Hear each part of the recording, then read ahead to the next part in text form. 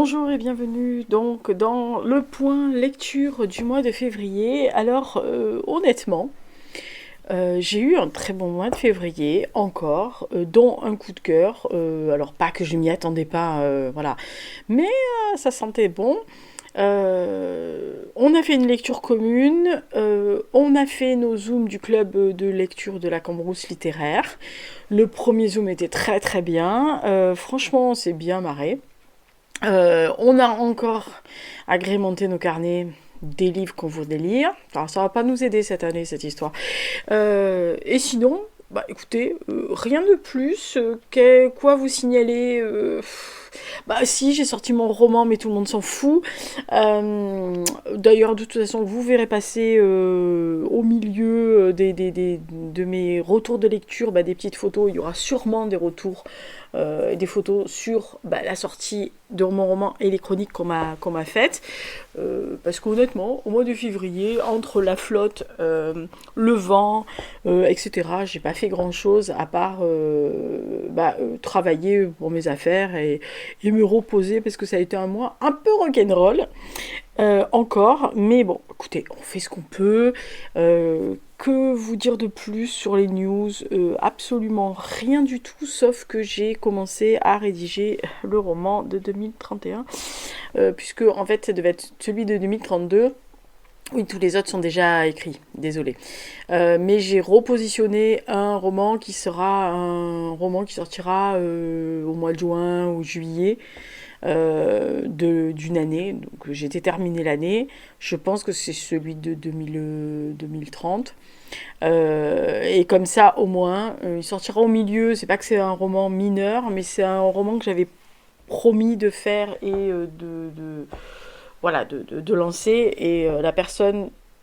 alors pour expliquer en fait rapidement, c'est basé sur l'histoire d'une personne que je connais qui m'a fait confiance pour raconter sa vie, mais sous couvert d'une histoire à part, voilà. Et on en a discuté et ça la dérange que ça soit un roman entre guillemets en priorité, celui que je lance au mois de février. Voilà, donc on le laissera à part. Voilà, il soit lu, il est lu, il est pas lu, il est pas lu. Elle, ça lui fera plaisir qu'il soit édité, moi aussi, parce que ce sera l'aboutissement d'un travail qu'on a depuis de fortes, nombreuses années, parce que, bon bref, il y a eu beaucoup d'hésitations de sa part, mais voilà, c'est comme ça sera fait. Donc voilà, à part ça, je commence celui de 2031 qui est presque, on dira pas fini, mais il m'en reste pas beaucoup. Voilà, ça carbure bien sur la tête de Lisa, ça carbure bien. Ouais, ouais, ouais. Donc là, je suis en train de le rédiger, donc j'ai autant dire qu'il est fini presque. Il suffit juste de le rédiger pour moi. Voilà, allez, on attaque la pile à lire, enfin ce qu'on avait mis pour la pile à lire. Et donc, premier livre que j'ai lu, écoutez, pour ne rien vous cacher, ça a été automatiquement. Alors, il y aura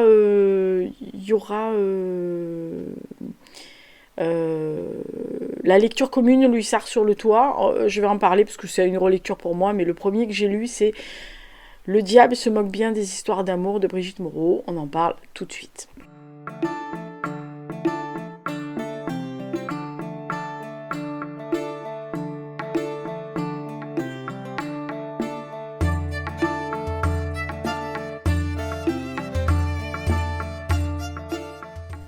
Donc le livre s'appelle Le diable se moque bien des histoires d'amour de Brigitte Moreau.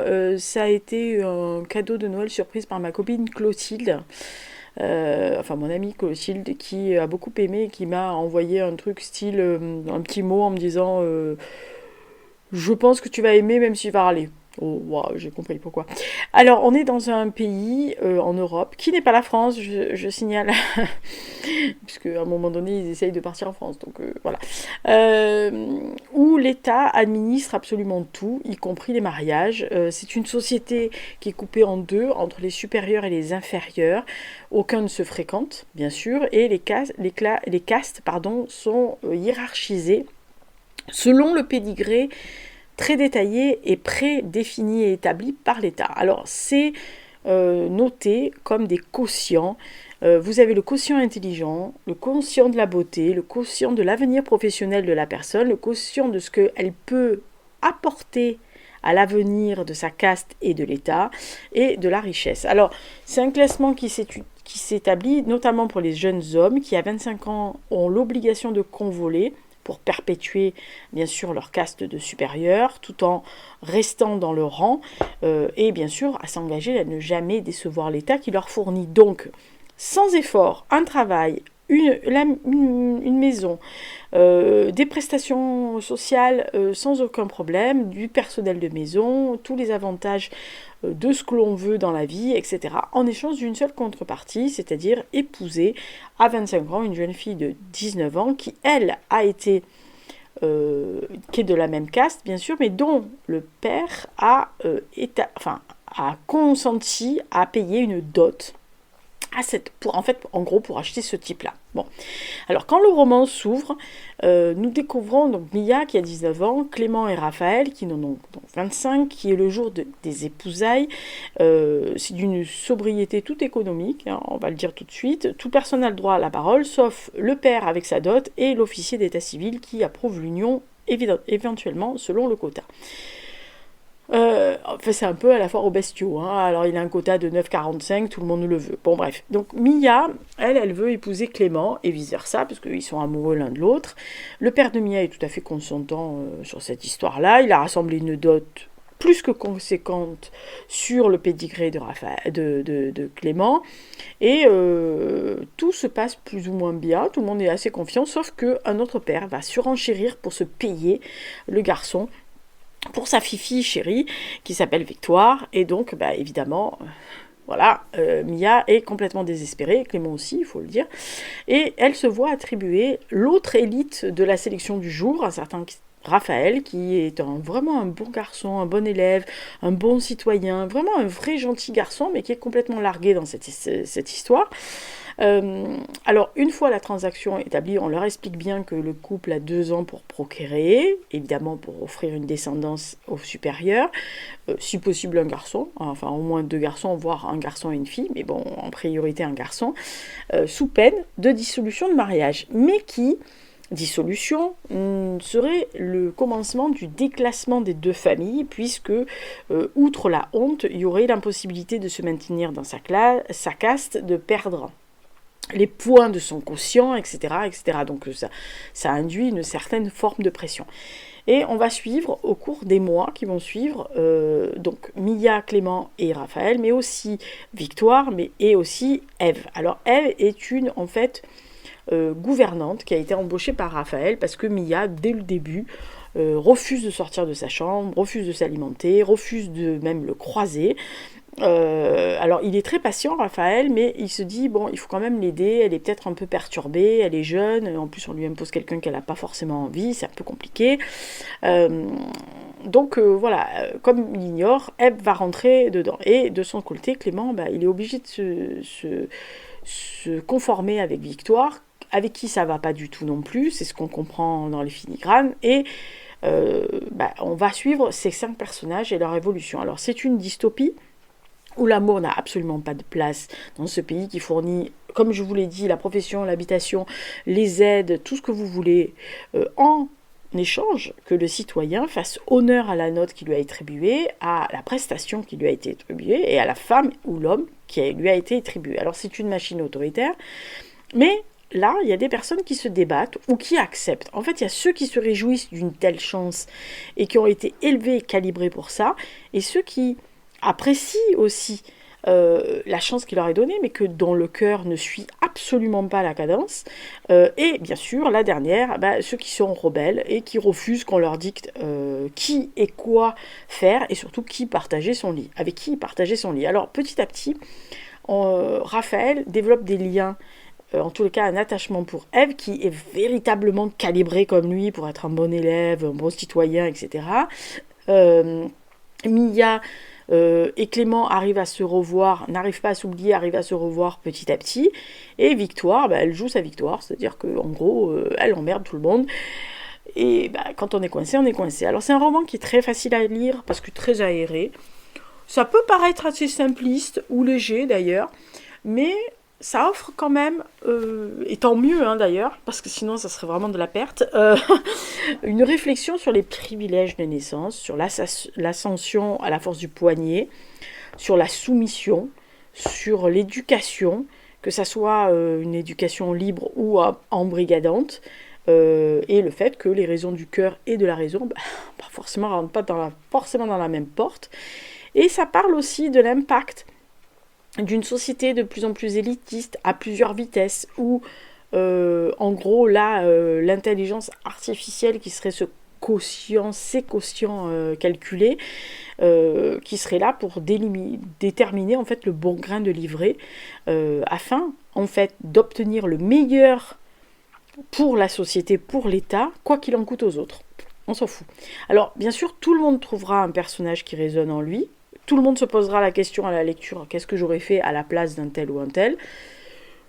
Voilà, moi j'ai bien aimé ma lecture, sauf la fin. Voilà, la fin, je l'ai trouvée trop plate, trop facile pour la cadence du roman. Voilà, c'est dommage, mais vraiment, c'est vraiment le petit point noir. Alors peut-être qu'il y en a qui s'en contenteront, mais moi, vraiment, j'ai trouvé, je pensais à un truc un peu plus percutant, en tous les cas, de la réflexion qui avait été faite. Voilà, c'est une fin qui est peut-être un peu attendue, mais il n'empêche que le reste s'enrobe bien. C'est pas difficile. Je vous dis, c'est très facile à lire, très aéré. Les dialogues, il y en a plein, donc ça, c'est pas embêtant, etc. Les réflexions se font, voilà, dans votre petite tête. Je vous dis, c'est juste la fin qui pêche pour moi, mais voilà. Sinon, je comprends pourquoi le titre me l'a offert. Nous en avons parlé longuement. Voilà, très très longuement. Allez, petite interlude et deuxième livre que j'ai lu, donc ça arrive.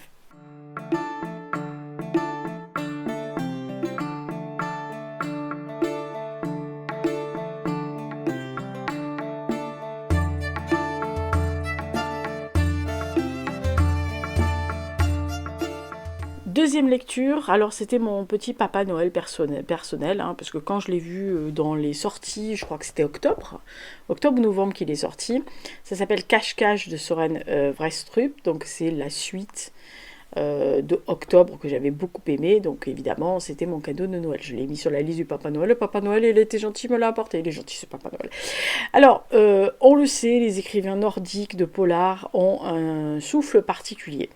Même si l'idée de départ peut être souvent simple, au fil des pages, ils aiment beaucoup développer les intrigues, les sous-personnages, et ça, ils complexifient, même si des fois ça trouble le lecteur, on retombe sur nos pattes parce qu'on arrive à trouver plus ou moins la solution à trois quarts. Mais voilà, alors c'est encore le cas là pour cette suite d'octobre. Je dois avouer que j'étais très contente de retrouver ce duo d'enquêteurs. Et le côté un peu tordu de l'auteur quand même, parce que Octobre était bien tordu. Alors le point de départ, c'est la découverte d'un corps en 1992 lors d'une sortie scolaire. Les enfants jouent à cache-cache et ils découvrent dans les marais des morceaux de corps. Et des années plus tard, en fait, il y a une série de meurtres qui réveille cette sordide histoire et qui commence à effrayer un peu la police. Parce qu'un tueur traque des personnes socialement et digitalement, et leur énonce une comptine en leur envoyant des SMS avec des photos de leur vie à l'appui pour prouver qu'il les suit et qu'il les traque. Alors parmi les victimes, il y aurait Caroline qui a été tuée 2 ans auparavant et qui semble très liée avec ce meurtrier-là. Et quand ces nouveaux meurtres se produisent, Marie, sa mère, va se lancer dans une enquête au détriment complet de sa famille. Elle va vraiment s'oublier. Et de l'autre côté, évidemment, la police est saisie. Alors, la police danoise dépêche Tulling, donc, que nous retrouvons avec grand plaisir, qui est chargée de cette affaire. Alors, elle voulait être toute seule, mais voilà-t-il pas que le flic d'Interpol, est réapparu au Danemark sans se signaler. Alors on comprend qu'ils ont eu une liaison entre eux et que lui a fui la relation. Lui, il revient au Danemark parce que son frère est en train de mourir à l'hôpital. Et elle le voit arriver comme un chien au milieu d'un jeu de quilles, sachant qu'elle est en train de refaire sa vie avec le père d'un petit garçon que sa fille côtoie. Donc voilà, c'est un peu le souk. Alors, à chaque pierre soulevée, évidemment, se pose une question, puisqu'il y a un schéma meurtrier et un secret qui se dévoile petit à petit dans chacune des vies des personnes traquées, d'ailleurs, qui est assez semblable, le détail qui est là. Et bien sûr, on va suivre en parallèle de l'enquête policière, les relations entre Tuling et S, que ce soit à titre familial, amical, ex-amoureux.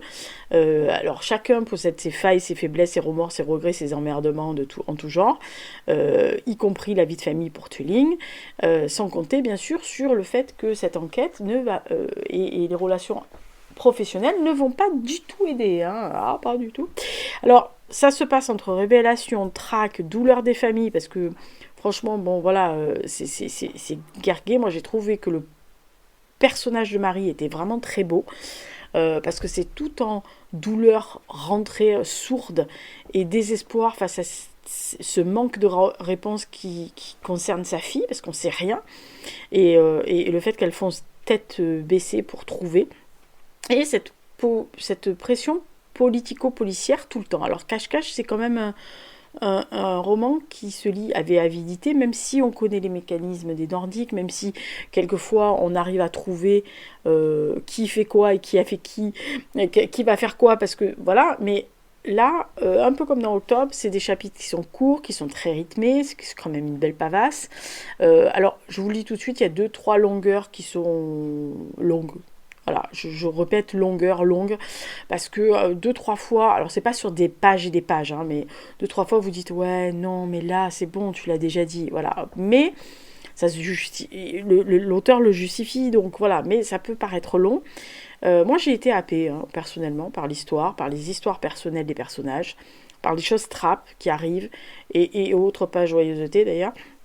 Et l'auteur sait très bien jouer avec nos peurs actuelles sur les réseaux sociaux, sur l'exposition, surexposition de la vie des gens au vu et au su de tout le monde, sans se rendre compte d'ailleurs qu'ils foutent des détails de leur vie, les détails de leur maison à l'intérieur. Enfin moi quand je vois les gens qui font des home tours, qui montrent leurs extérieurs alors qu'on peut les repérer. Donc à la rigueur vous êtes dans votre pièce, plus ou moins personne sait qu'est-ce qui se passe chez vous, mais quand vous montrez vos extérieurs, n'importe qui maintenant avec les logiciels de reconnaissance sait où vous habitez. Enfin moi, personnellement, ça me plaît. C'est quelque chose qui me stresse un peu. Et il développe très bien ses personnages, que ce soit le contexte. Copenhague, bon, si vous avez jamais été au Danemark, allez-y, c'est un pays merveilleux. Les alentours de Copenhague, les forêts, etc. Et bien sûr le système judiciaire et policier danois. Franchement, j'ai vraiment aimé me paumer dans cette pavasse de 700 pages et des poussières. Même si, je vous l'ai dit, il y a des aternements en surplus, vraiment, le schéma opératoire du meurtrier qui revient sans cesse, on a compris. Je pense que ça peut lasser certains lecteurs des polars, exclusivement polars, qui ont l'habitude, qui vont dire « Ah, mais c'est bon, ça va, tu nous l'as dit une fois, on a compris. » Voilà, il faut accepter de temps en temps qu'un auteur décide de nous noyer un tout petit peu, juste pour nous balader, quoi. Voilà, alors le final, même si je m'en suis un peu doutée, alors pas trop quand même, mais je m'en suis vraiment doutée à partir du milieu de la seconde moitié, c'est vraiment palpitant.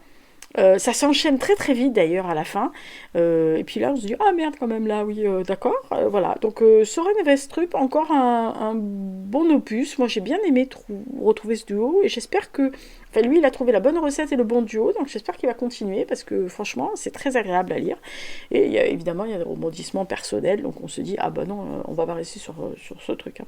Voilà, donc c'était Cache-Cache avec de Soren Vestrup.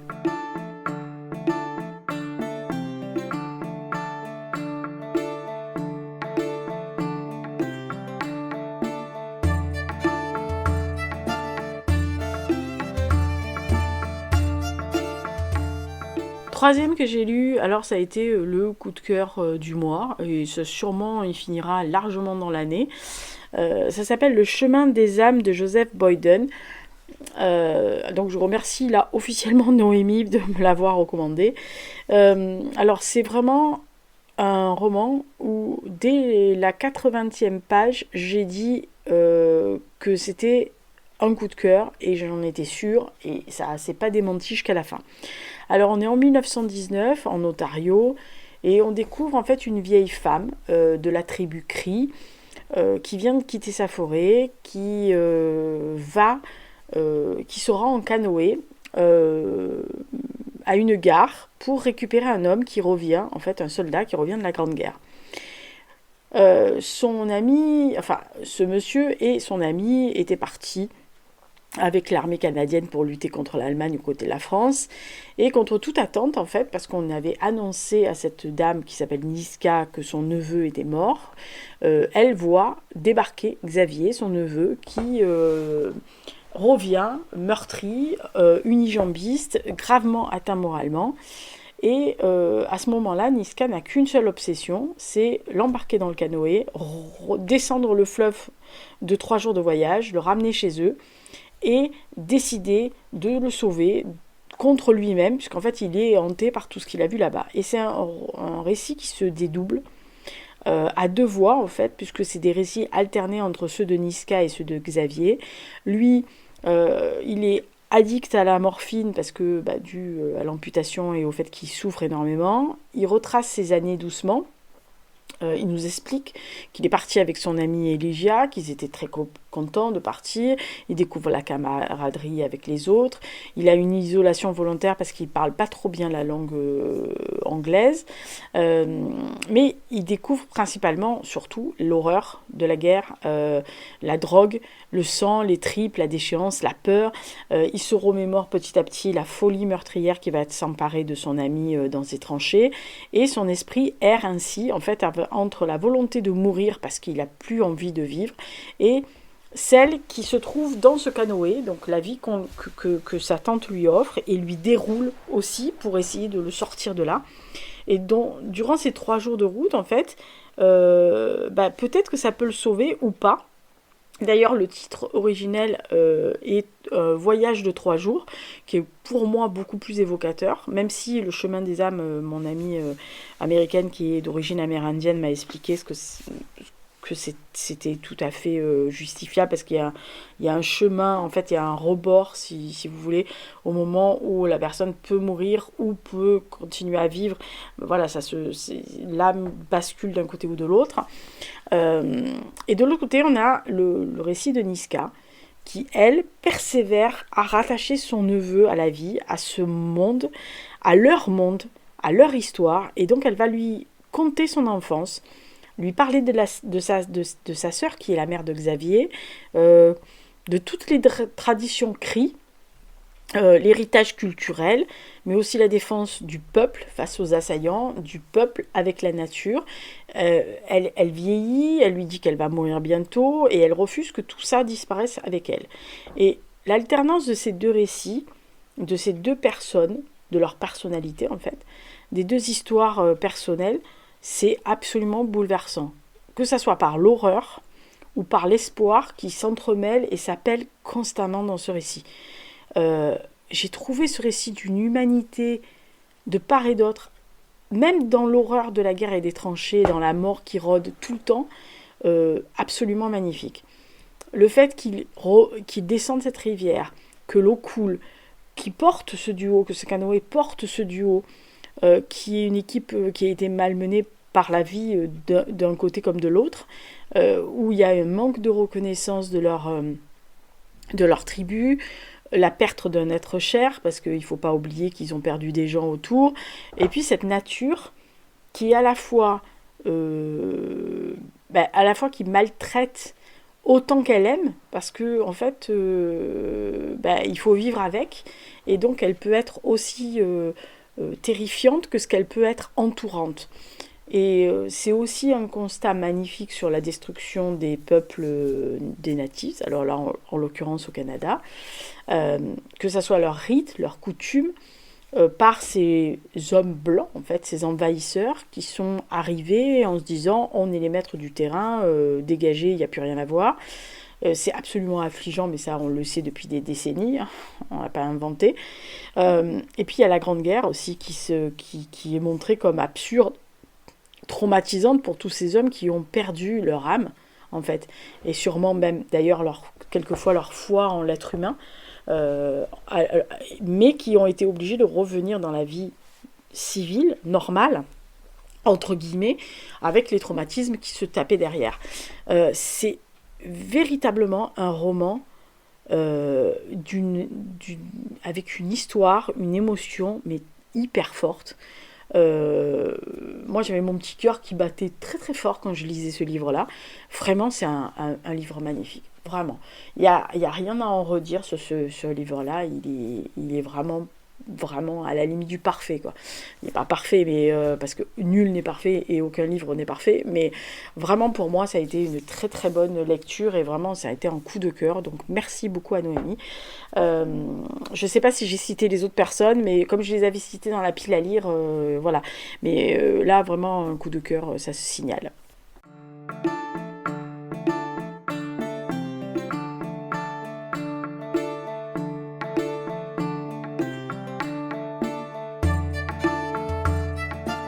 Quatrième roman que j'ai lu, alors c'est un livre qui s'appelle Nous sommes l'étincelle de Vincent Villeminot, qui m'a été, alors je le cite parce que c'est mon ami, hein, donc voilà, qui m'a été, on va dire, recommandé par mon amie Justine. Alors c'est un roman qui est assez étonnant à lire, principalement parce que je pense qu'on peut s'y perdre sans réellement savoir pourquoi ou comment. Il y a plusieurs temporalités, plusieurs lieux qui sont alternés, qui peuvent d'ailleurs dérouter certains lecteurs, comme quelquefois le peu de mots qu'il y a sur une page de temps à autre. Alors ça peut aussi sembler un peu fouillis, de sauter ainsi du coq à l'âne, d'un lieu à une date, d'un personnage à une ambiance, de mettre un mot là et puis deux, trois mots plus bas, etc. Mais alors j'aurais pu soulever un sourcil, je pense, en me disant mais c'est quoi ce truc en fait. Mais j'ai accroché au personnage. Alors aussi, surtout par le fait qu'au début, il cite quand même une forêt de Dordogne. Oui, je suis chauvine. Voilà. Ah oui, il en faut peu pour m'accrocher quand même, hein. Voilà, je me suis dit, ah, qu'est-ce qu'il faut faire en Dordogne, la fille? Ah ben, basique, hein, la Lisa. Alors, on suit une poignée de personnages, donc à plusieurs périodes de temps et de lieux, qui, en fait, interroge le lecteur et qui pousse à essayer de comprendre comment ce livre de rébellion, qui s'appelle Do Not Count on Us, donc ne comptez pas sur nous, qui a été écrit par un jeune universitaire très brillant, qui était voué à un avenir absolument sans problème, qu'il a écrit en 2024, a contribué à faire littéralement exploser un système et à établir une rupture avec plusieurs groupes, communautés, et qui donc propulse nous, le lecteur, aux environs de 2040 et de 2061. Alors, il faut dire aussi que quand je lis au début, rien de moins qu'à un moment donné, un des personnages cite Aureliano Buenda, oui, à 200 ans de solitude. Alors, un roman qui parle qui balance ses personnages en Dordogne et qui parle de Buenda, Buendia, je dois avouer qu'il fallait que j'y aille. Ah bah oui, ça m'a intriguée, vous imaginez bien. Alors, moi j'ai trouvé que l'histoire était intéressante, elle est complexe, et ça part un peu dans tous les sens, c'est ce que je vous ai dit. Et il faut quand même se concentrer pour essayer d'assembler le puzzle, parce que c'est une utopie qui est suivie sur plusieurs décennies. Alors au début, ça commence par trois enfants qui vivent en forêt, qui s'amusent et qui tout d'un coup disparaissent, qui sont enlevés par des braconniers qui visiblement sont anthropophage, paraît-il, et tout le reste va suivre, c'est-à-dire la recherche, la quête, la révolte, les aventures, la peur, la prise de conscience, et tout ça avec le pourquoi, quand, comment ça a commencé. C'est-à-dire on va voyager dans le temps pour comprendre ces sociétés, ces micro-sociétés, ces gens qui sont retirés du ou d'un monde. Alors, bien sûr, il y a un propos écologiste qui est un peu moralisateur, mais pas tant que ça, qui évoque en fait un monde qui semble sans espoir, qui pourrait basculer vers un retour en arrière, un espèce de monde plus proche de la nature.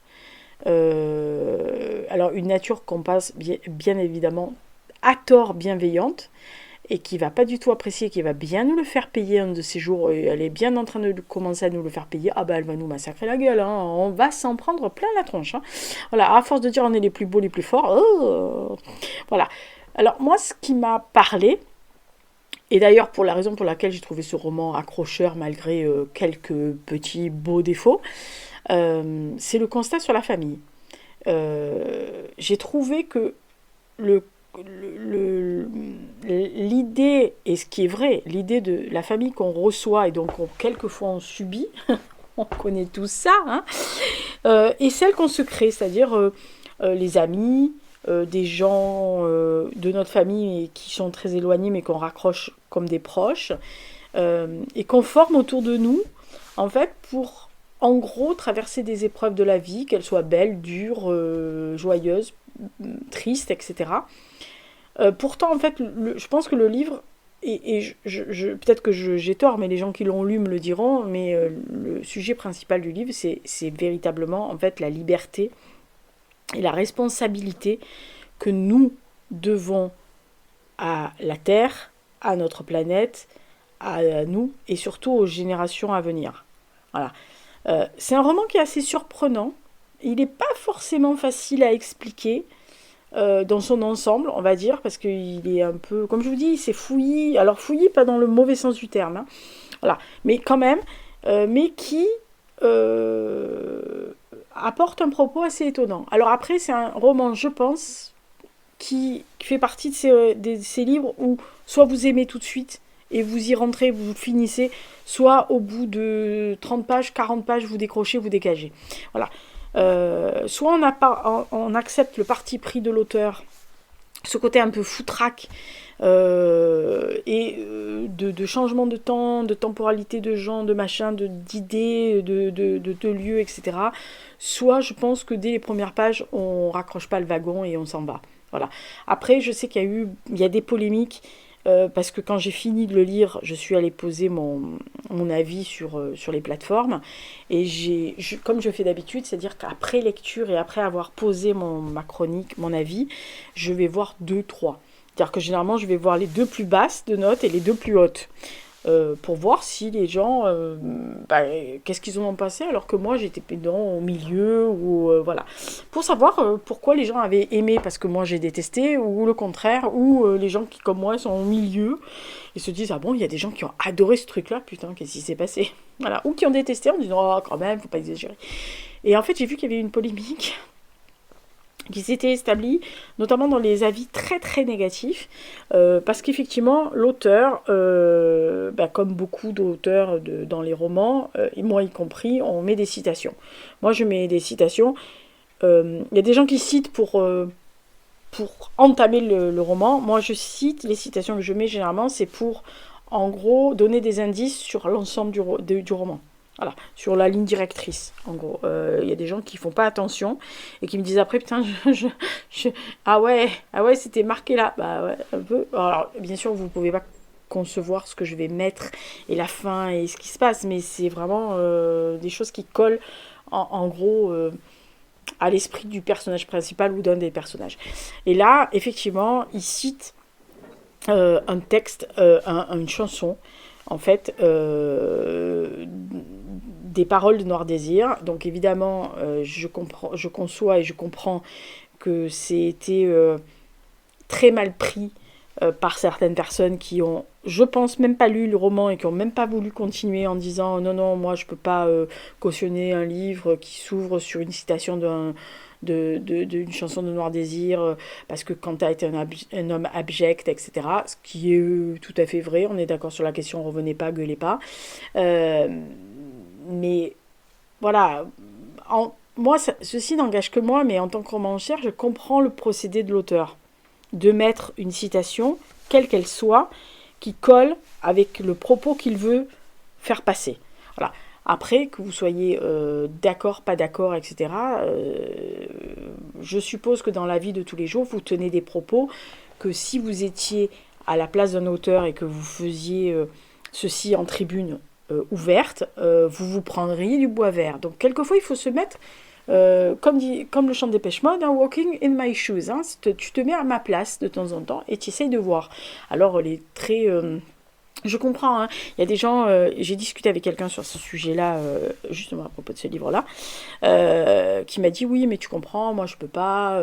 Machin. Enfin, je lui ai dit mais arrête de laver plus blanc que blanc, quoi, parce que personne n'est parfait, personne n'a une conduite absolument parfaite. Moi, je veux que la personne qui n'ait jamais tenu des propos, euh, on va dire diffamatoires, mais même méchants sur quelqu'un, qui n'a jamais fait un geste qui, sans tuer quelqu'un, mais qui n'est pas correct, qui soit vraiment parfait, parfait, parfait, parfait, parfait tout le temps dans ses propos, qui n'a jamais blessé quelqu'un, qui n'a jamais, ne serait-ce qu'envoyé à la figure un stylo parce que la personne l'a gonflé ou qu'il ait dit à quelqu'un qu'il aime, mais de l'ordre d'une dispute, je te déteste, t'es un gros con ou une grosse conne ou je te hais ou n'importe quoi, qui viennent me jeter la première pierre. Voilà, il faut arrêter. Personne n'est parfait. Voilà. Après, l'auteur décide. Il a été édité. S'il a été édité en plus, ça veut dire que la maison d'édition a mesuré les risques et a accepté.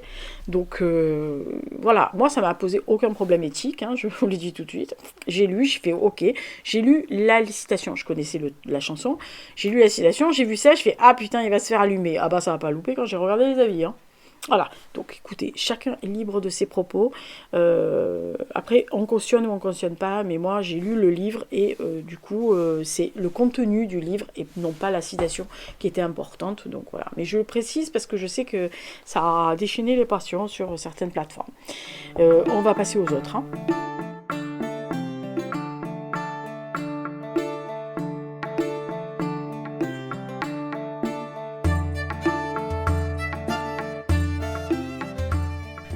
La cinquième lecture, ça s'appelle, donc c'est un roman régional qui s'appelle Le Puits Amélie de Marie Kuhlmann.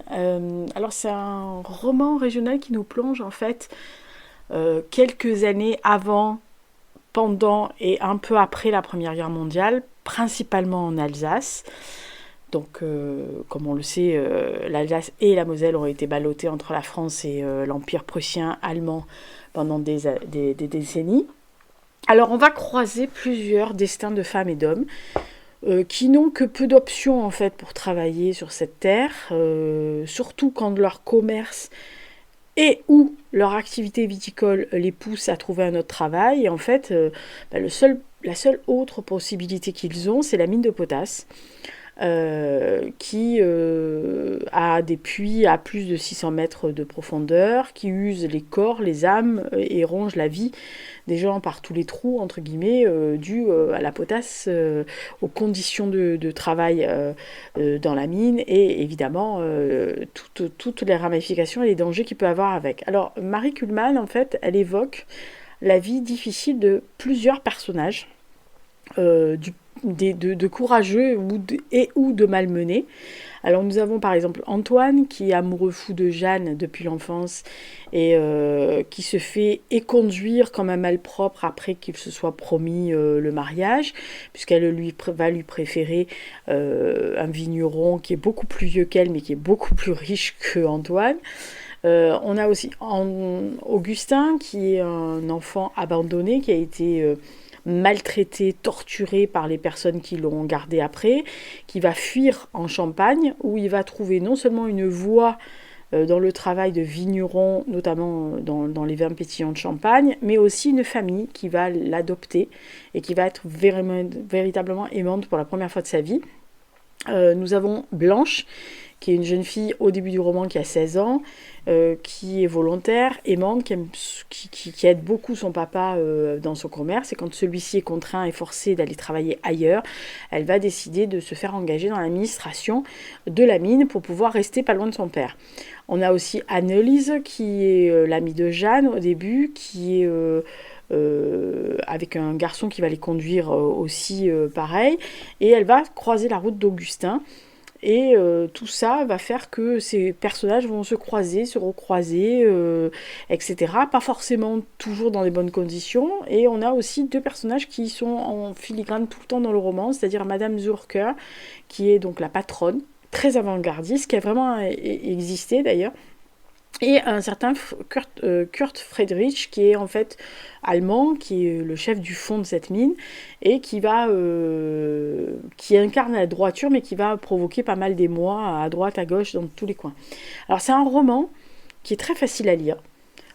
Sans être simpliste, hein, je vous le dis tout de suite, sauf que, alors pour moi la fin est beaucoup trop facile, mais ça c'est un autre sujet chez Lisa.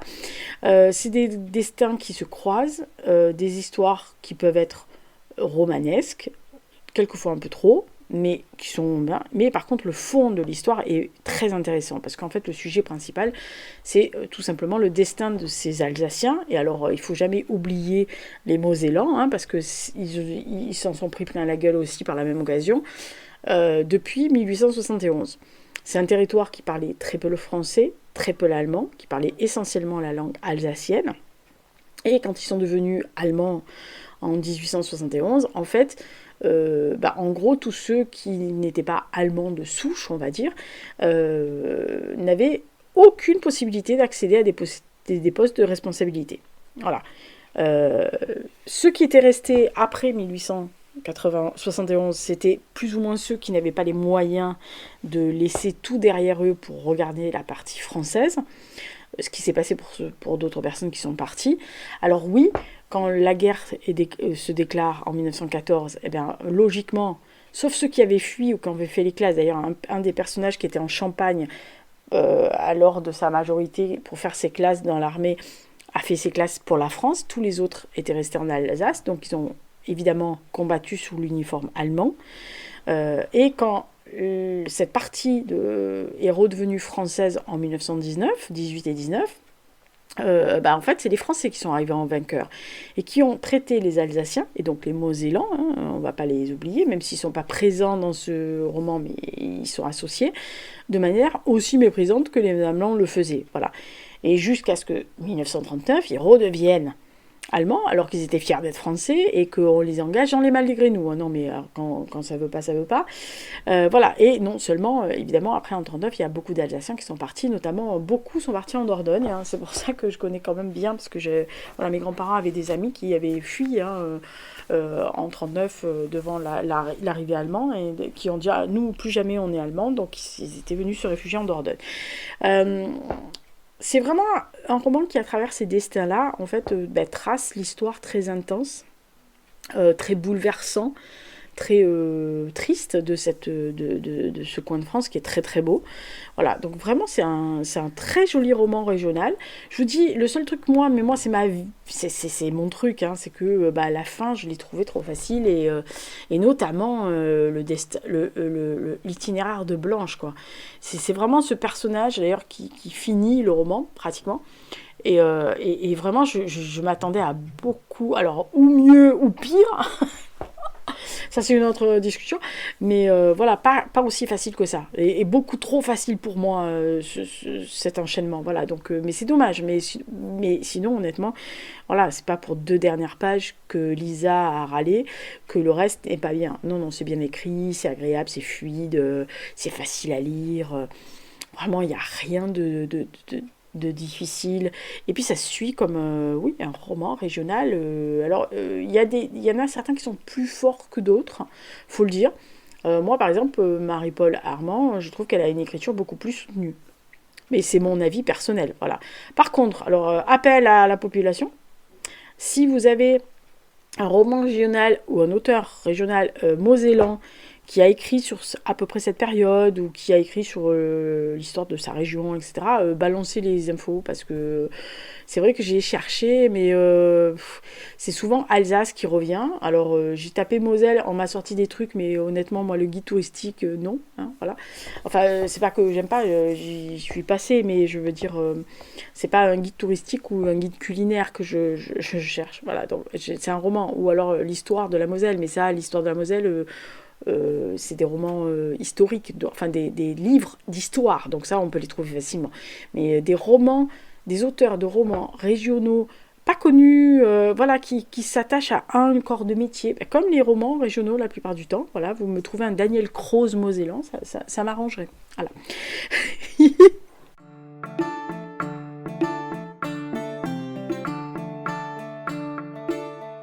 J'ai aussi lu un roman qui s'appelle donc Fleur de sang d'Emmanuel Robert Espalieu, qui m'a été recommandé par Nathalie, donc merci. Alors ceci est un premier roman. Alors oui, bien sûr, comme tout premier roman, il y a les défauts qui sont inhérents à tout premier roman, on est bien d'accord sur la question. Mais je dois dire qu'il y a vraiment du très très très bon dans ce récit. On va dire que c'est mon presque plus que bon. Voilà. Alors dès le début, en fait, pourtant, il faut quand même l'avouer, dès le début, j'ai un peu eu peur parce que je trouvais le comportement du personnage principal, donc qui s'appelle Charles, en gros, hein, principal, oui, enfin c'est celui qu'on suit, crédule, voire immature, mais au fil des pages, très rapidement d'ailleurs, je me suis rendu compte qu'en fait l'auteur, alors peut-être parce que mon d'imagination de romancière moi-même a compris le mécanisme, parce que peut-être que j'aurais utilisé exactement le même, en tous les cas dans ce style-là, que l'auteur avait planifié en fait son arc narratif pour une constante évolution et volontairement. En plus, le thème qui est développé est vraiment très intéressant, puisque la fonction de bourreau sous le roi Soleil, donc sous Louis XIV, n'est pas le plus expliqué dans les romans. Enfin, moi, j'en ai pas vu beaucoup. Après, c'est pas une période qui me passionne des masses. Hein. Mais et puis, en fait, le fait que le livre soit hyper bien documenté, que ça soit sur les aspects divers, en fait, de ce métier très ingrat, est vraiment un plus dans ce roman, sans compter qu'il aborde des aspects médicaux, humains, ésotériques, de guérisseurs, de connaissance des plantes, des onguents, etc. Ça fonctionne et c'est présenté de manière vraiment très fluide. Tout le roman en fait est écrit de façon facile, mais facile pas dans le sens péjoratif du terme, hein. Et que toutes les actions, en fait, les avancées de l'histoire maintiennent toujours le lecteur dans une espèce d'attention accrue, sans négliger de poser quelques rebondissements ou des surprises de derrière les fagots. Moi, j'ai vraiment aimé en plus aussi la relation assez chaotique entre Charles, donc, qui est le fils légitime du comte, puisqu'il revient de la guerre, auréolé, machin, enfin bref, c'est le fils chéri, le fils adoré, le fils parfait, et Paul, qui est le bâtard du comte, en fait, qui, lui, est un peu jaloux, hein, et puis aussi, surtout, avide de l'amour paternel. Alors, bien sûr, il a un beau rôle, enfin, on lui a donné un bon poste, machin, pour faire... rendre la justice sous le contrôle du comte, etc. Mais il est toujours, en gros, hein, le second, voire le second bis. Hein. Voilà, il a un peu le syndrome de Is No Good, mais il a vraiment un très très beau... C'est vraiment un très beau personnage, Paul aussi. Après, c'est une amitié, en fait, ces deux frères qui, petits, ne faisaient pas différence et puis dont on a fait la différence pour eux. Et puis, il y a aussi l'amitié de trois garçons qui entourent Charles, en fait, qui va être mise à la rude épreuve, et ça, j'ai bien aimé. Je trouve que c'est vraiment très, très beau. Après, c'est un roman qui est typiquement romanesque. Et alors, pour une fois, n'est pas coutume, mais pour une fois, le personnage masculin prédominant, donc Charles, eh ben, c'est lui qui est romanesque. Voilà, il a des forces, il a des faiblesses, il a un peu un côté romantique un peu niais, des fois. Mais bon, il est mignonné.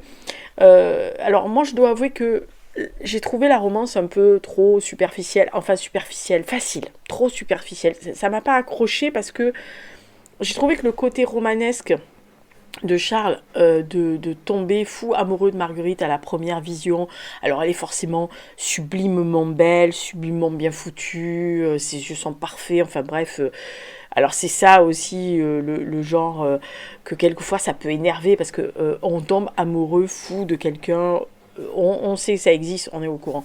Mais au premier regard, mais elle est forcément belle. Voilà, elle peut pas être une fille ordinaire, mais qu'il ait un coup de cœur absolu pour cette fille. Non, non, elle est forcément hors du commun, sublimement belle, sublimement bien foutue. Voilà. Alors c'est vrai que quand j'ai vu arriver ça dans les premières pages, je me suis dit putain, non, mais sérieux quoi. Alors là, d'accord, oui, il quitte tout. Parce qu'en fait, il quitte son poste, entre guillemets, de futur comte Donc le pouvoir, la richesse, le fait, pour une fille qui ne connaît ni d'Ève ni d'Adam, qui culbute à l'arrière d'une forêt, on est bien d'accord sur la question, euh, et tout ça pour devenir bourreau, c'est-à-dire pour, à l'époque, devenir un paria, c'est-à-dire qu'on ne se marie qu'entre bourreaux, on ne vit qu'entre familles de bourreaux, on est craint, on est mis en marge, on vit en marge des villes, etc. Donc, et tout ça en un claquement de doigts. Vraiment, uniquement sur la paire de seins et la paire des yeux de la dame, quoi. Voilà, en plus, la Marguerite, moi personnellement, elle m'a particulièrement bien insupportée pendant un moment. Donc c'est ça que j'ai trouvé trop facile en fait. Bêtement, hein, j'aurais. Alors, quitte à être romanesque, j'aurais préféré.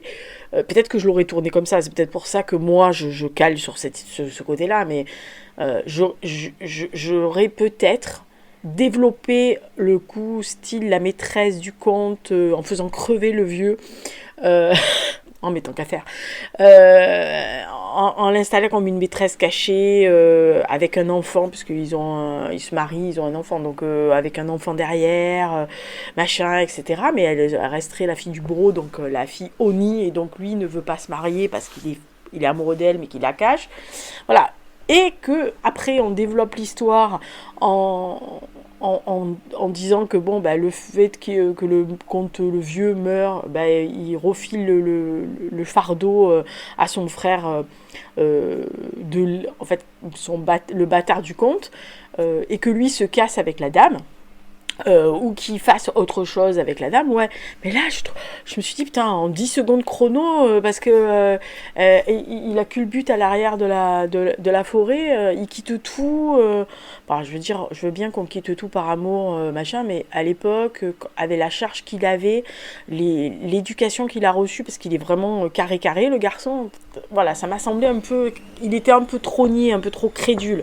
Voilà, je me suis dit, il n'y a pas de perversion dans l'histoire, il n'y a pas un truc où on se dit ah peut-être qu'elle le manipule ou peut-être qu'il fait ça pour voilà, non.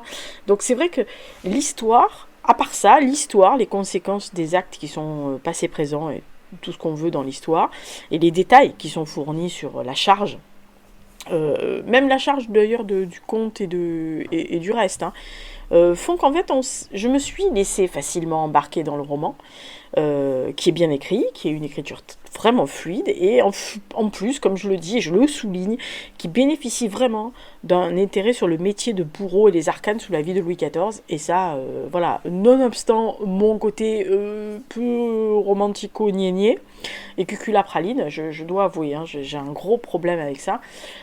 Après, ne commencez pas à dire ah Lisa, elle aime... non, si, parce que j'aime les romans romanesques. Bah, vous savez très bien que j'ai une persuasion de Jane Austen. Voilà, hein, comme histoire d'un mur un peu cuculapraline, mais elle est romanesque. Voilà. Donc, oui, moi j'aimerais bien qu'on m'écrive la lettre de Frédéric Wentworth. Hein. Je dois avouer qu'un garçon qui passe, qui écoute ce truc et qui veut m'écrire cette lettre-là à la sauce moderne, je l'épouse dans la seconde. Voilà, donc, non, mais je plaisante. Enfin, je plaisante à moitié. Mais je veux dire, je ne suis pas contre les histoires d'amour, mais des fois c'est trop facile. Voilà, en plus, il revient de la guerre, machin. Voilà, c'est un mec endurci, c'est pas une fleur bleue, quoi. Voilà, donc bon. Après, c'est le fait que c'est le personnage romanesque à la place de la fille. Hein. On s'attendait à ce que ça soit la fille qui se cul la praline, elle l'est pas, elle est pragmatique, la gosse. Hein. Voilà. Bon, bref, c'était Fleur de sang. Et franchement, bah, c'était une très bonne lecture. Hein. Donc, il n'y a pas à tortiller. Donc, vraiment, merci Nathalie. Parce que je vous dis, depuis le début de l'année, vous m'avez filé que des bons livres, quoi. Vous êtes bonne quand même, hein. Ou bon, parce qu'il y a des garçons aussi. Vraiment.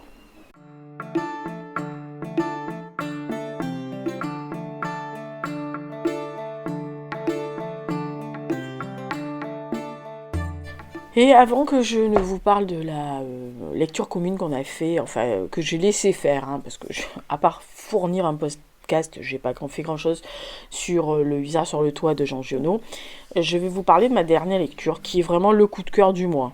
Il n'y a pas à tortiller sur la question et je pense qu'il va atterrir dans le top de l'année. Il n'y a pas à tortiller. Ça s'appelle L'incroyable histoire de Wheeler Burden de Selden Edwards, donc qui m'a été recommandé chaudement par Rafa, donc merci beaucoup, beaucoup, beaucoup, beaucoup.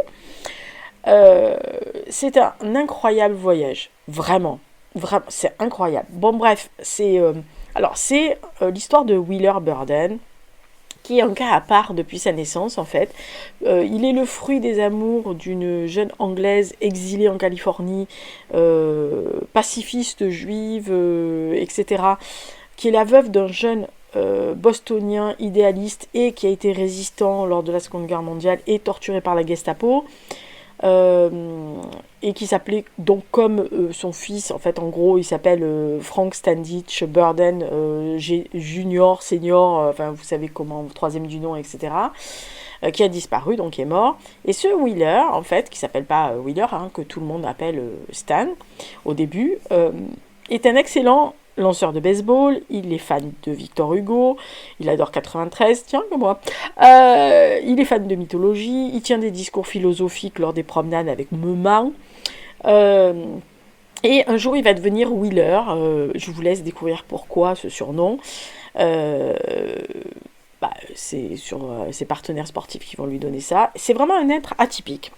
Et que nous, quand on le rencontre, en fait, en 1988, il est célèbre pour son groupe de rock qui a fait Woodstock, pour son look complètement excentrique, puisqu'il porte une moustache à la Billy, à la White Billy, et il a fait une interview iconique dans Rolling Stone, et il a un parcours qui n'est pas linéaire, donc c'est vraiment un peu la star excentrique, etc. du coin. Et en fait, c'est sa maman qui explique l'histoire de son fils.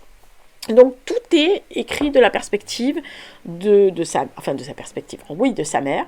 Donc en fait, elle raconte leur histoire à eux, c'est-à-dire la rencontre avec son père, comment ils ont vécu à San Francisco, le fait qu'ils ont déménagé à Boston pour les études de Wheeler, la relation que Wheeler avait avec sa grand-mère paternelle, etc. Et de l'autre côté, elle a retrouvé les journaux de son fils lorsque son fils a fait ce fameux voyage. Et la différence de ce voyage, c'est qu'en fait, il est propulsé un jour à Vienne en 1897. Ah bah, à la belle époque de Vienne. Alors, on est dans la Vienne de l'Empire austro-hongrois, personnellement une période que j'adore. Si vous voulez en savoir plus et que vous n'avez pas du tout envie de vous taper des pavasses d'histoire, allez lire les livres de Frank Tallis sur les carnets de Max Lieberman. Vous comprendrez pourquoi je suis accro à cette période. J'adore Max. Le personnage est génial. C'est un empire qui est en fait en pleine décadence, mais également en pleine apogée de la création. C'est-à-dire vraiment, c'est un vivier culturel. Il y a un mouvement d'artistes, de penseurs, d'apprentis, de jeunes espoirs, de rêveurs. Tout ça qui s'appelle la Jeune Vienne, tout ça qui s'affronte, en fait, qui affronte en fait la décadence, c'est-à-dire tout ce qui est nauséabond dans cet empire qui se casse la gueule, sachant que l'empire austro-hongrois avait plus d'une dizaine de nationalités différentes et de langues et de cultures différentes, et entre eux ils ne s'aimaient pas. Voilà, mais ils vivaient en communauté, chacun dans son coin, sous l'empire austro-hongrois. Et donc on sent les prémices du gros bordel qui va arriver juste au début du XXe siècle. Et en fait, par ses études, quand il était à Boston, il avait rencontré un vieux professeur, que tout le monde appelait Hayes, qui était un vieux garçon, entre guillemets, viennois, qui s'était exilé aux États-Unis. Et donc, ce professeur, qui avait déjà eu son père avant en cours, lui avait expliqué l'histoire de la vieille Europe, l'histoire de Vienne, les soubresauts de viennois de l'époque, cette époque riche culturellement, politiquement, sociétalement, etc. Sans oublier, bien sûr, le côté nauséabond, c'est-à-dire ces relents de haine, d'antisémitisme de certaines personnes. Et quand il va se retrouver à Vienne, il va bien sûr croiser les personnages dont il a entendu parler. Il va croiser Freud, il va croiser Klimt, Freud avec qui il a une relation d'ailleurs, discussion. Et il va se lier avec des jeunes en devenir, des jeunes que, en gros, on sait qui c'est, hein. Voilà, lui aussi. Puis il va croiser une belle américaine, donc il va tomber amoureux. Et puis il va croiser son père, qui est aussi en train de faire un voyage temporel. Et bien sûr, je peux pas vous raconter tout le roman parce que c'est pas possible. Mais la question qui se pose en fait au milieu de ce pulse géant de l'histoire familiale, c'est vraiment l'histoire familiale des Burden qu'on a entre les deux, sachant que Burden en anglais ça veut dire fardeau. Hein. D'ailleurs, l'auteur joue beaucoup avec les mots, c'est-à-dire qu'à un moment donné il se présente comme Truman. Et en fait, Truman, voilà, c'est un homme vrai. Burden, c'est un fardeau. Enfin, il y a beaucoup de noms volontairement. Alors après, comme il est en 1897, il prend les noms des présidents américains dont personne n'a entendu parler. Parce que c'est plus facile, personne ne sait qui c'est. Et lui, il les a pris comme ça. Et en fait, au milieu de ça, ça pose la question de comment ne pas être tenté d'influencer le temps, le cours du temps, quand nous, on sait l'avenir et qu'on va croiser des personnes néfastes. Alors, je rappelle, Vienne, la belle époque, peintre raté. Coucou Adolphe. Voilà, non mais voilà. Et d'autres, hein, et d'autres gros connards, bien sûr. Il y en avait d'autres. Et aussi, comment vivre une histoire d'amour flamboyante quand celle qu'on aime est quelqu'un de sa famille. Mais que, comme c'est une époque différente et que la personne est une jeune femme, vous n'existez pas. Vous n'êtes rien pour cette personne. Vous n'avez pas de lien de sang ou de quoi que ce soit. Parce qu'en fait, vous n'êtes pas encore arrivé. Donc, si vous vivez cette histoire d'amour avec cette jeune femme, même si dans le futur, vous savez qui c'est, mais en fait, vous pouvez, bien entendu, être bouleversé. Et vivre votre histoire d'amour à Vienne à la fin du 19e, mais ne jamais naître, puisque vous avez bouleversé le destin de cette personne. Voilà. Et franchement, à chaque page, il y a des digressions. Évidemment, sur le baseball, sur la philosophie, sur l'histoire du père et de la mère de Wheeler. Et puis, il y a ces allers-retours temporels de chapitre en chapitre. Et nous, on est là. On apprend, comme Wheeler, en fait, en gros, au fur et à mesure, toute l'histoire, à droite, à gauche, etc. On apprend de la mère de Wheeler, ce qui s'est passé avant, pourquoi, et tout. Et en fait, de temps en temps, on se dit, oh putain, je me suis paumée. Où je suis. Et puis, on s'en fout, on s'accroche, comme lui, aux connaissances qu'il a, aux rencontres qu'il fait, à ce vieux professeur qui lui a enseigné tout, et qu'il découvre, aussi... qu'il croise à Vienne, en fait, jeune, et il comprend la relation qu'avait son grand-père et cette jeune femme, et sa grand-mère et ce vieux professeur, mais cette jeune femme qu'il croise à Vienne, en fait. Et puis, il se rend compte qu'il n'est pas le seul à voyager dans le temps, dans sa famille. Franchement, ce livre-là est en fait... on est dans la Vienne de la Belle Époque, dans le XXe siècle aussi, par moments. Ça fourmille d'idées, ça fourmille de liberté, ça fourmille de création.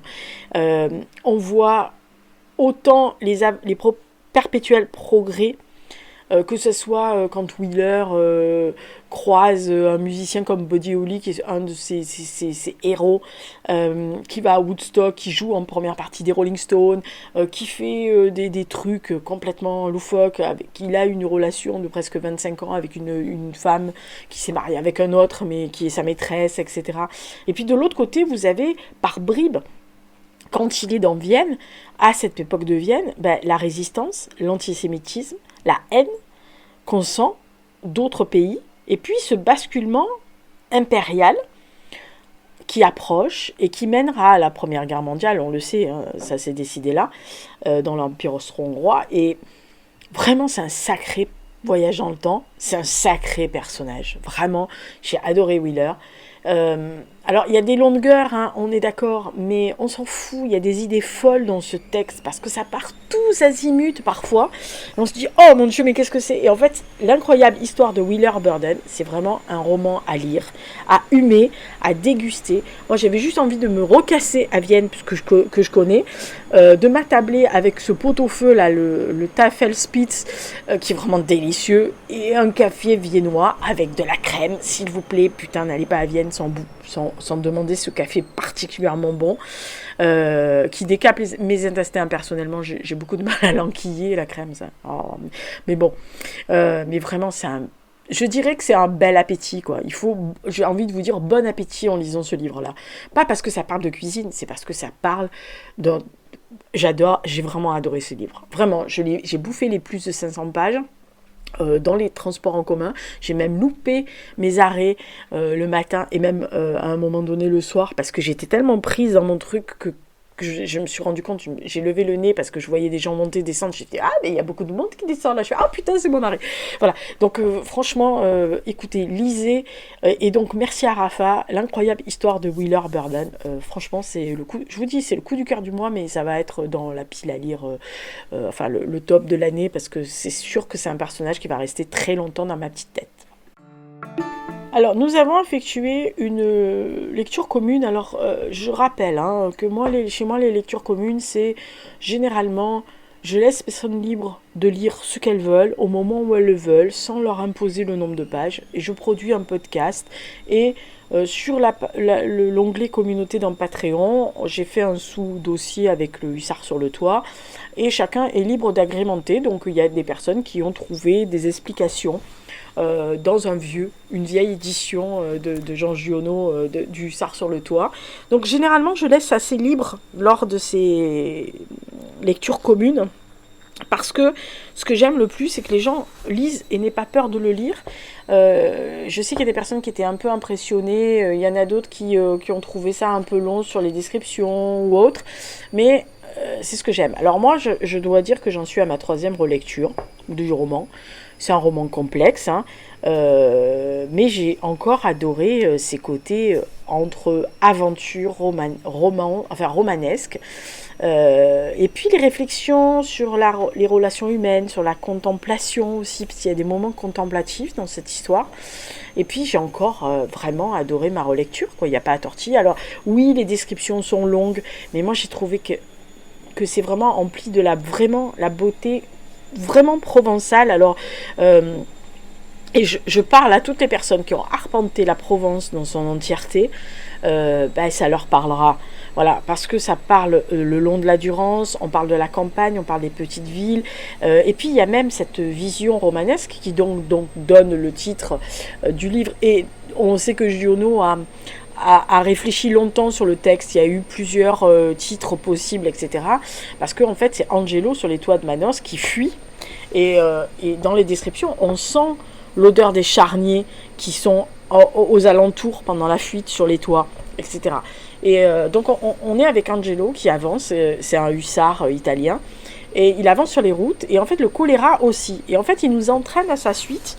Alors de temps en temps il nous offre des pensées, des moments un peu suspendus, et puis il va avoir cette rencontre avec Pauline dans cette maison qui est seulement éclairée par un candélabre, et qui est d'une poésie absolument folle, hein. C'est vraiment très très romanesque. Et puis, quels que soient les personnages que Angelo rencontre, en fait, Giono décrit ces personnes. Il apporte toujours une touche de plus dans la beauté de ses mots à lui.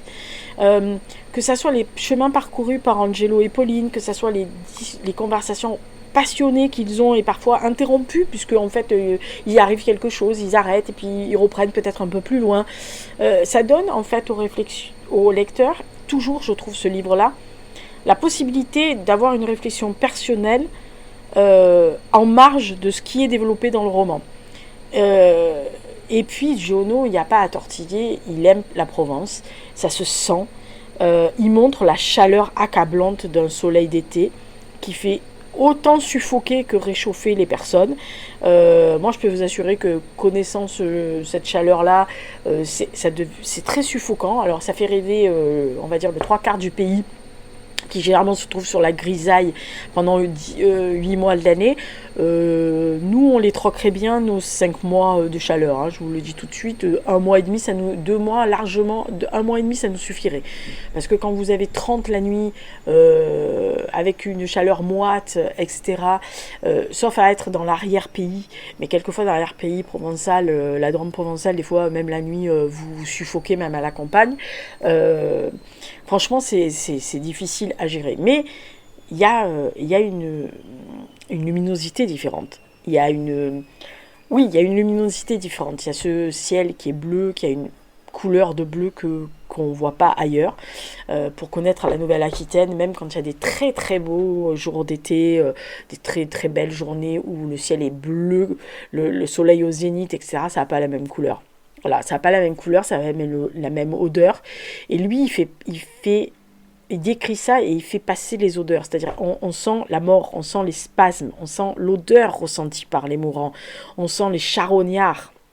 Et puis, on comprend et on ressent la peur qui s'échappe par tous les pores de la peau, que ce soit des gens qui meurent ou les gens qui passent à côté, qui ont peur de cette maladie, de ce choléra.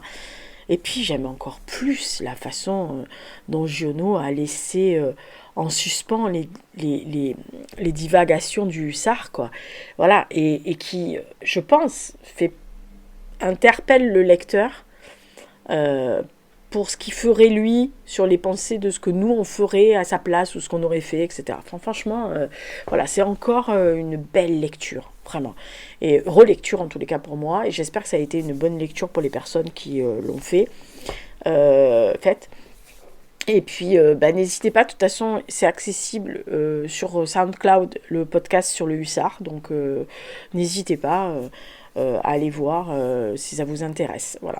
Et écoutez, je vous laisse là, en fait, je fais une petite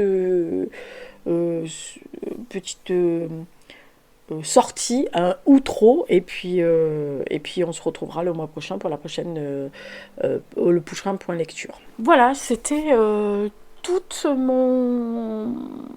mes lectures du mois, dont la relecture. Donc je remercie toutes les personnes qui m'ont recommandé ces bouquins-là, parce que honnêtement, et je vais les citer, donc Clotilde qui m'a offert un bouquin, donc le Papa Noël, mais ça, bon, Papa Noël, hein, voilà.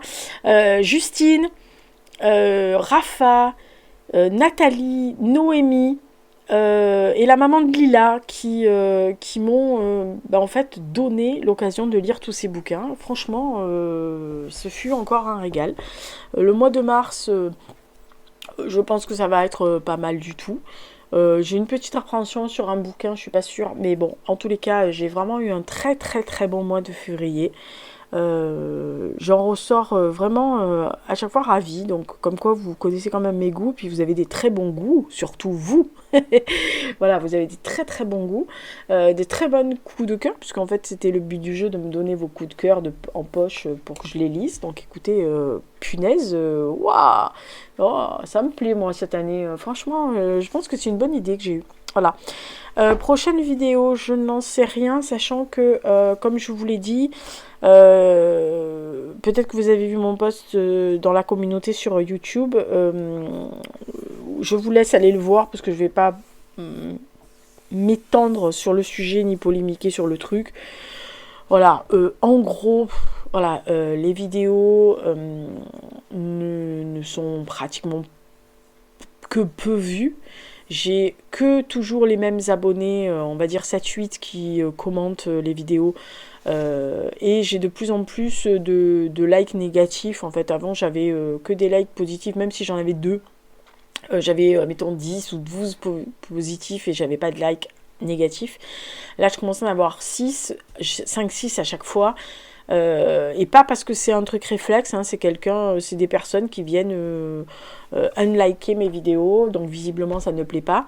Et puis que ça soit les historiques, que ça soit les trucs que je fais en marge, etc.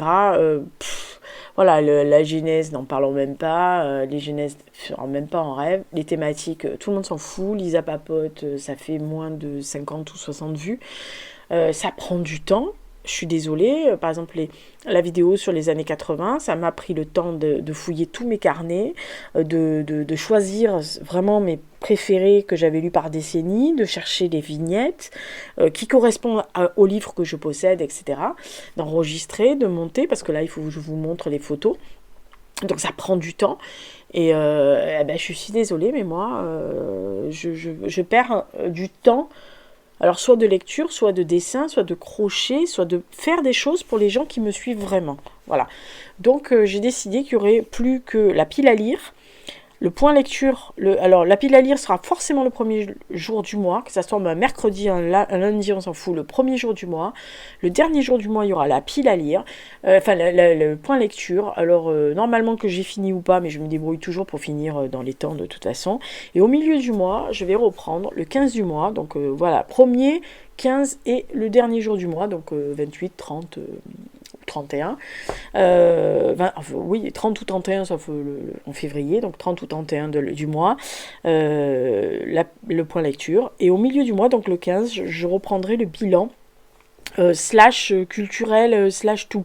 C'est-à-dire il y aura du ciné, des séries, de la beauté, de la culture, des expos, de la bouffe, machin, tout ça illustré.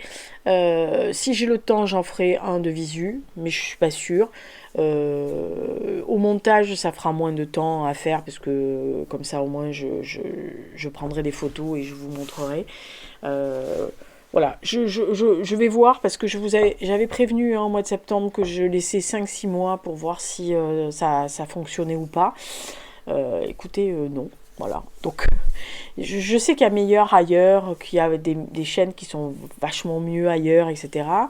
Mais ce qui est un peu désolant, et c'est pas de la frustration, hein, on s'entend bien sur la question, je suis pas frustrée par ça.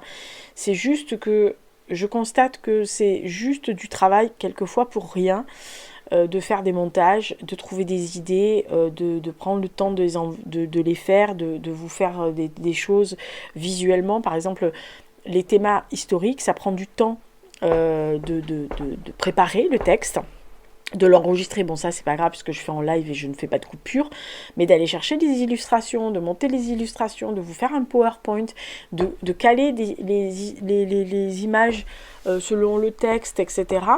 Ça prend du temps. Voilà, donc tout ce temps-là, je préférerais le consacrer aux abonnés qui me suivent fidèlement sur YouTube, qui me suivent désormais soit sur le blog, soit et aussi surtout sur Patreon.